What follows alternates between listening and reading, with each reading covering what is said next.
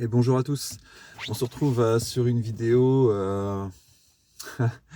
sur une vidéo, on va dire un peu, un peu évidente, sur un thème un peu évident, mais en même temps, on va dire que c'est souvent inconscient plus que conscient, quoi. Ça révèle une problématique plutôt inconsciente que consciente.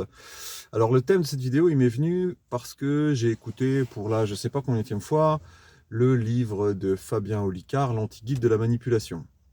Et dans ce bouquin, il y a un moment où il dit que, enfin, il donne une technique pour déjouer des manipulations de base, pour obliger la personne à, à donner son objectif précis. Donc, en fait, la technique, elle s'appelle le perroquet qui questionne. Et ça consiste à reprendre la phrase de la personne en lui posant une question. Le but étant de lui faire voir l'aberration de ce qu'elle vient de dire et de l'obliger à dire ce qu'elle veut vraiment dire. Voilà, donc moi j'ai entendu ça et je me suis dit, bon, ouais, c'est bien, hein, c'est bien, c'est une bonne technique, mais c'est pas super triste qu'on soit obligé d'avoir recours à ce genre de truc. Ça veut dire que on est obligé de mettre en place des techniques pour, pour forcer les gens à nous dire ce qu'ils veulent vraiment nous dire.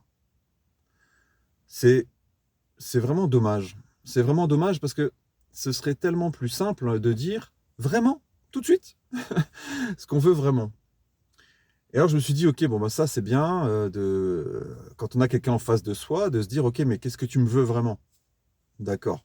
C'est quoi ton vrai but en fait dans cette conversation? Pourquoi tu es là? Pourquoi on discute? Et qu'est-ce que tu veux vraiment? On va gagner du temps. Tu me le dis et puis on verra bien. Sauf que bien sûr, les gens qui ont recours à des techniques de manipulation de ce genre-là, alors on en fait tous partie, hein. On est tous là à cacher parfois notre réel objectif en faisant des phrases détournées pour y atteindre, pour y arriver gentiment.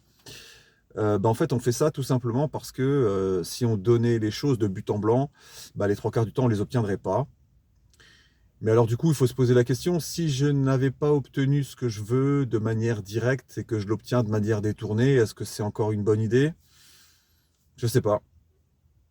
Je sais pas, il y a des fois oui, des fois non, hein, c'est pas aussi simple que ça. Et mais quand même, je sais pas si on doit, enfin si on doit avoir recours à de la manipulation, c'est qu'il y a un souci quelque part. Et le risque, c'est que la personne, même si elle se sent pas manipulée, au final, elle se dira merde, il s'est passé un truc, j'étais pas d'accord au départ.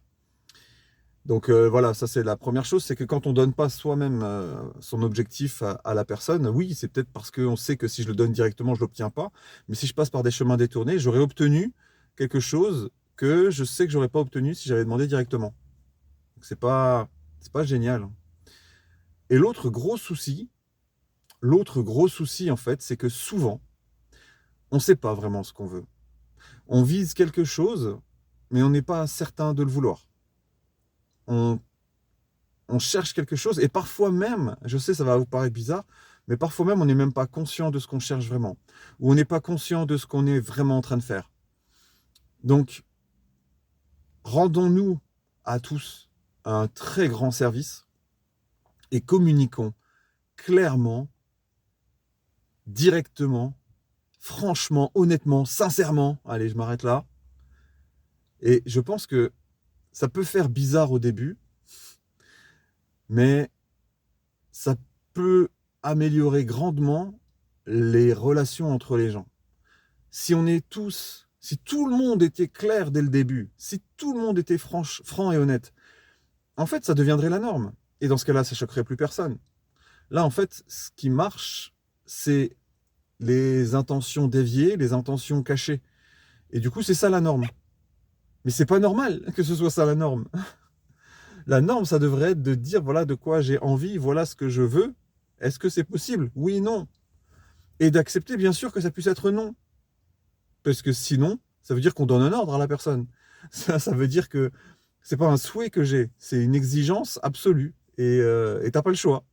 Bah oui, bah c'est pour ça qu'on fait de la manipulation en fait. C'est pour déguiser des ordres, c'est pour ne pas encaisser un refus, pour forcer l'autre à accepter. C'est nul. C'est nul. Et si maintenant tout le monde donnait directement et franchement ce qu'il attend de la personne, et qu'on puisse accepter un non, voilà, les choses se passeraient bien. Alors, la deuxième chose là derrière, c'est aussi ce que je vous disais avant, c'est que parfois, on ne sait même pas exactement ce qu'on vise. Et du coup, ça nous pose la vraie question de pourquoi je fais ce que je suis en train de faire? Quel est mon réel objectif? Quelles sont les conséquences qui peuvent arriver? Et parmi celles qui peuvent arriver, quelles sont celles que je vise vraiment? Alors là, c'est un sujet qui est beaucoup trop long pour être développé là, maintenant, dans une petite vidéo, mais souvent, on se trompe d'objectif, en fait. On fait quelque chose en pensant vouloir atteindre un certain but, alors qu'en fait, c'est un autre qu'on vise. Alors ça pose plusieurs problèmes. Le problème, c'est que si on atteint le but qu'on pensait viser, ben on va être frustré parce qu'en vrai, c'est pas celui-là qu'on visait. Si on n'atteint pas le but qu'on pensait viser, on va être déçu. Mais en vrai, il n'y a pas de raison, puisque c'est pas vraiment celui-là qu'on voulait atteindre. Et parfois, on atteint celui qu'on voulait vraiment atteindre sans le savoir, et on est déçu quand même. Donc, pour communiquer sereinement, communiquer franchement, communiquer directement, il faut savoir ce qu'on veut vraiment.